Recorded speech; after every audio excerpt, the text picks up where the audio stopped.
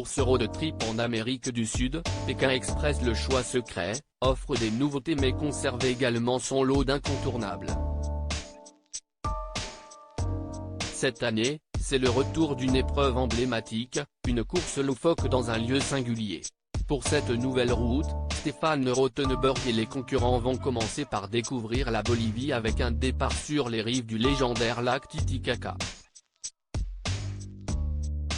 Ils se rendront ensuite au sud-ouest du pays, dans le désert d'Uyuni, la plus grande étendue de sel au monde. C'est dans ce paysage lunaire, à quelques centaines de kilomètres de la frontière chilienne, que les candidats s'affronteront sur l'une des épreuves les plus étonnantes de l'émission, la course de camions les yeux bandés, une épreuve de slalom géant qui promet de beaux moments de télé. Pékin Express 2023, le retour d'une épreuve déjà vue il y a 15 ans. Souvenez-vous, cette épreuve est devenue mythique en saison 3, dans Pékin Express, la route des Incas, diffusée en 2008. Lors de la 8e étape, Gérard et Cédric, Pauline et Aurélie ainsi que Jean-Pierre et Joël s'étaient affrontés dans une épreuve d'immunité très salée. Les pilotes de chaque binôme devaient conduire d'énormes camions remplis de sel. Les yeux bandés et seulement guidés par leur copilote.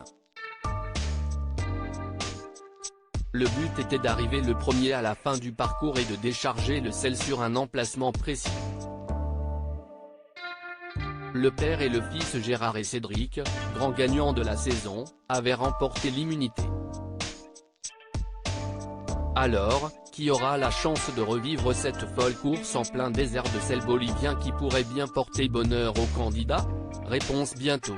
Pékin Express, des épreuves d'immunité ont marqué les esprits de nombreuses autres épreuves d'immunité, permettant aux candidats d'accéder à l'étape suivante sans craindre d'être éliminés, ont marqué les esprits dans Pékin Express car elles sont en lien avec une tradition ou la culture du pays visité, un safari photo dans la réserve de Masai Mara dans la route des Grands Fauves en 2011, des recettes de cuisine traditionnelles à préparer et à vendre à la sauvette, des mots à faire deviner à des enfants et à écrire en cyrillique, alphabet notamment utilisé par les Russes lors de la dernière saison, un blind test musical avec un groupe local reprenant des chansons parlant d'Afrique en saison 14 de la route des 3 continents, l'épreuve de ramassage de thé lors de l'édition du Haut de Choc en 2022 ou encore une épreuve de puissance 4 à travers les allées d'un vignoble à Mendoza, en Argentine, en 2010 pour l'édition La Route du Bout du Monde.